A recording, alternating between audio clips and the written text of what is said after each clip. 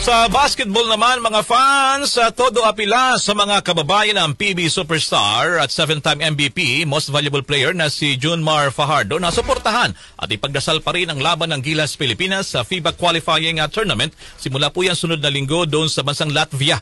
Muling nakaapak ang Philippine basketball team sa Olimpiada mahigit 5 dekada na o noong pang taong 1972. Kagabi nga mga kasama, tumulak na rin ang national team patungo ng Turkey para sa 2 friendly games bago sumabak naman sa matinding labanan kontra sa powerhouse team na Latvia sa July 3 at kinabukasan naman isa pang malakas na team na Georgia. Batay sa patakaran, makaisang panalo lamang ang Pilipinas uusa dito sa semifinal games. Inaasang dadaan sa butas ng karayom ang Gilas Pilipinas lalo na at hindi pa ito nakapagtala ng panalo kontra sa mga European teams sa mga nakalipas na Olympic qualifying tournaments.